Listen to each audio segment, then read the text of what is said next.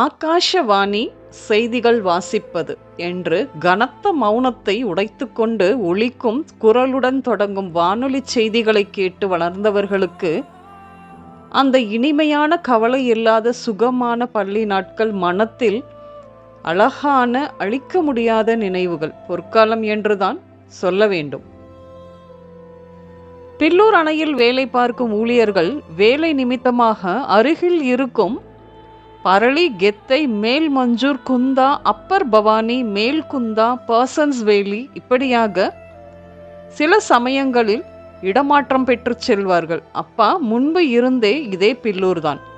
மேட்டுப்பாளையத்தில் இருந்து கொண்டு வந்து திரையிடப்படும் திரைப்படம் மட்டுமே அங்குள்ள ஊர்களில் அடுத்தடுத்த நாட்களில் திரையிடப்படும். வருடா வருடம் பள்ளிக்கூட ஆண்டு விழாவை தொடர்ந்து காரமடை ரங்கநாதர் தேர் திருவிழா முடிந்தவுடன் இங்கு உள்ள அம்மன் கோவில் சாட்டும் விழா விமரிசையாக நடக்கும். இறைவன் முருகனை போல இந்த முருகனும் அழகுதான். அப்போதைய டிஸ்கோ கட் ஹேர் ஸ்டைல், நல்ல உயரம், பார்ப்பவர்கள் கண்படும். பிறந்ததில் இருந்து தவழ்ந்து வாழ்ந்த ஊர் இது. அப்பா அரசு துறை, தமிழ்நாடு மின்சார வாரியத்தில் கமர்ஷியல் அசிஸ்டன்ட். அம்மா பார்வதியின் பிடிவாதம் காரணமாக இடம் மாறுதல் வாங்கி கோவை சென்று சிறிது நாட்கள் ஆயிற்று. முருகனுக்கு எப்பவும் விளையாட்டுதான். பஸ் வராத சாலையில் சாக்கு ஓட்டம் விளையாட்டு போட்டி வைத்து விளையாடுவது. 2வது சனிக்கிழமை தவிர பார்வைக்கு முன் அனுமதி இல்லாத ஹாஸ்டலில் இருக்கும் தங்கைக்கு பள்ளிக்கூட பாடம் நடக்கும் பொழுது ஜன்னல் வழியாக கடிதம் கொடுத்து கலாட்டா செய்வது. 18 அடி உயரம் கொண்ட இடத்தில் இருந்து டைவ் அடித்து நீச்சல் செய்வது. பொமரேனியன் நாய்க்கு ரீகல் சொட்டு நீளம் போட்டு குளிக்க வைப்பது. வீடு துடைக்கும் போது மிதிக்க வேண்டாம் என்று சொன்னாலும் யாருக்கும் தெரியாமல் பரண் மீது ஒளிந்து கொண்டு விளையாடுவது. இப்படித்தான் முருகன். முருகனின் அப்பாவிற்கு திருநெல்வேலி ஜில்லா வீரவநல்லூர் சொந்த ஊர். தவசி தம்பிரான் குலதெய்வம். பட்டு நெசவு குலத்தொழில். அப்பாவிற்கு கூட பிறந்தவர்கள் 7 பேர். மொத்தத்தில் ஆண் 5, பெண் 3 என 8 பேர். பத்தமடை ராமசேஷ ஐயர் ஹையர் செகண்டரி ஸ்கூலில் படித்து முடித்த கையோடு வேலைக்கான அரசு ஆணை வரவே 15 மணி நேரம் பயணம் செய்து பில்லூர் அணை வந்தாயிற்று. அணை கட்டி கொண்டிருந்த சமயம். அப்போது அப்பாவிற்கு முக்கிய பொறுப்பு. அணை கட்டிட சம்பந்தமான பொருட்கள் கொள்முதல் மற்றும் பராமரிப்பு.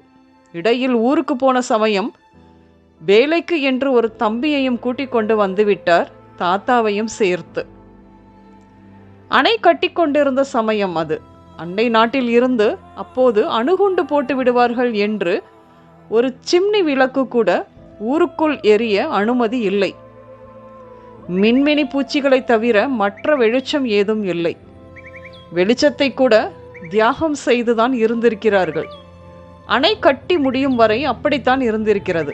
கும்மிருட்டில் யானை, சிறுத்தை, பாம்பு என அனைத்தும் வரும். கடின உழைப்பாளி அப்பா, ஊருக்கு உழைப்பவர். எல்லாருக்கும் 24 மணி நேரம் என்றால் இவருக்கு மட்டும் 30 மணி நேரம் தரப்பட்டது போலும். அப்பா வேலை செய்யும் இடத்திற்கு போனால் அவருக்கென்று இருக்கும் அறையில் உள்ள தொலைபேசியில் குந்தாவில் இருக்கும் சித்தப்பாவிற்கு பேசச் சொல்லி குழந்தைகளை ஊக்குவிப்பார்.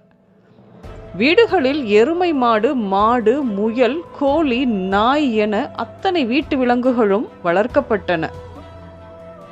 அப்பா இடையில் மதுரைக்கு சொந்தக்காரர் வீட்டிற்கு திருமண விழாவிற்கு சென்றபோது உறவுக்கார பெண் பார்வதியை பிடித்துவிடவே பேசி முடித்து விட்டார்கள்.